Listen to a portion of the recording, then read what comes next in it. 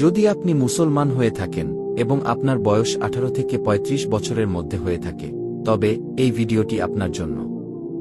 আজ কয়েকটি গুরুত্বপূর্ণ বিষয় নিয়ে আলোচনা করব, যেগুলো এই বয়স সীমার মধ্যে থাকা প্রতিটি মুসলমানের জন্য জানা, শেখা এবং প্রতিদিন আমল করা একদম আবশ্যক।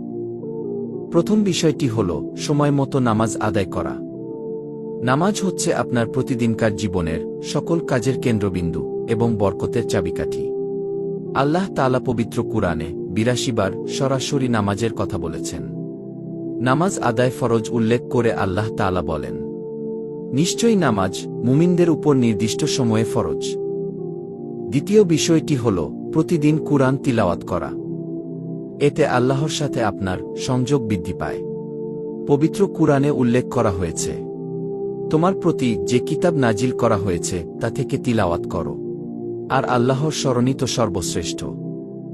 তৃতীয় বিষয়টি হল জ্ঞান অর্জন করা।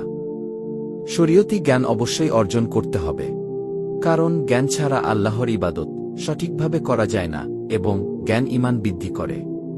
রাসূলুল্লাহ সাল্লাল্লাহু আলাইহি ওয়াসাল্লাম বলেছেন, জ্ঞান অর্জন করা প্রত্যেক মুসলিমের উপর ফরজ। চতুর্থ বিষয়টি হল গোপন গুনাহ থেকে বেঁচে থাকা। আপনি একা থাকলে যা করেন সেটিই হচ্ছে আপনার আসল পরিচয়। আল্লাহ তাআলা বলেন, আর তোমরা আল্লাহকে ভয় করো। তোমরা যা করো আল্লাহ সে সম্পর্কে পুরোপুরি খবর রাখেন। পঞ্চম বিষয়টি হল জবান নিয়ন্ত্রণে রাখা। জিহবা আপনার হাতের থেকেও দ্রুত আপনাকে ধ্বংসের দিকে ঠেলে দেয়। নবী সাল্লাল্লাহু আলাইহি ওয়াসাল্লাম ইরশাদ করেছেন, তোমরা জিহবাকে সংযত রাখো, কারণ মানুষকে শুধুমাত্র জিহবার উপার্জনের কারণেই মুখ নিচের দিকে রেখে জাহান্নামে নিক্ষেপ করা হবে। ষষ্ঠ বিষয়টি হল দৃষ্টির হেফাজত করা। এটি আপনার অন্তরকে অযাচিত কামনা বাসনা এবং আফসোস থেকে বিরত রাখবে। আল্লাহ তাআলা মুমিন পুরুষ ও নারী উভয়ের জন্য বলেছেন, তারা যেন তাদের দৃষ্টিকে সংযত রাখে এবং তাদের লজ্জাস্থানের হেফাজত করে। এটাই তাদের জন্য অধিক পবিত্র। সপ্তম বিষয়টি হল সঠিক বন্ধু নির্বাচন করা। বন্ধু এমন একটি জিনিস যা আপনাকে খুব সহজেই জান্নাত কিংবা জাহান্নামের দিকে ঠেলে দিতে পারে। নবী সাল্লাল্লাহু আলাইহি ওয়াসাল্লাম বলেছেন, মানুষ তার বন্ধুর রীতিনীতির অনুসারী হয়। তাই তোমরা প্রত্যেকেই লক্ষ্য রাখবে কার সঙ্গে বন্ধুত্ব করছ।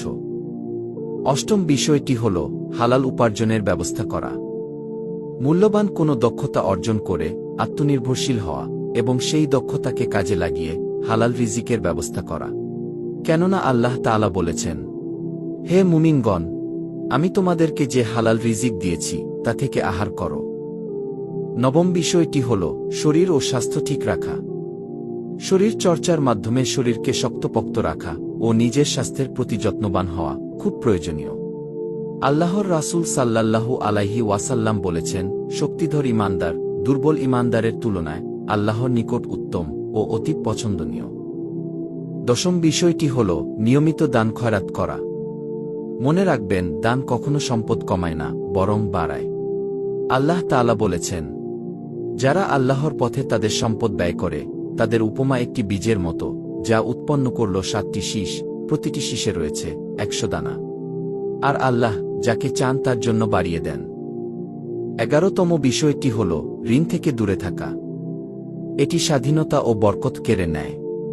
রাসূলুল্লাহ সাল্লাল্লাহু আলাইহি ওয়াসাল্লাম বলেছেন, মানুষ ঋণগ্রস্ত হলে যখন কথা বলে তখন মিথ্যা বলে এবং ওয়াদা করলে তার বরখেলাফ করে।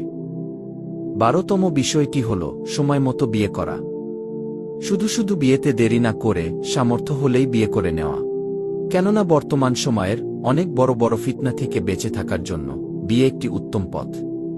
নবী মুহাম্মদ সাল্লাল্লাহু আলাইহি ওয়াসাল্লাম বলেছেন, হে যুবকের দল, তোমাদের মধ্যে যে বিয়ের সামর্থ্য রাখে সে যেন বিয়ে করে, এবং যে বিয়ের সামর্থ্য রাখে না সে যেন রোজা রাখে। সর্বশেষ বিষয়টি হল মৃত্যুকে সবসময় স্মরণে রাখা। এটি ইসলামের প্রতি আপনার অগ্রাধিকার সবসময় বজায় রাখবে। রাসূলুল্লাহ সাল্লাল্লাহু আলাইহি ওয়াসাল্লাম বলেছেন, তোমরা বেশি পরিমাণে মৃত্যুর কথা স্মরণ করো। আল্লাহ রাব্বুল আলামিন আমাদের সকলকে এই বিষয়গুলোর উপর আমল করার তৌফিক দান করুন। আমিন।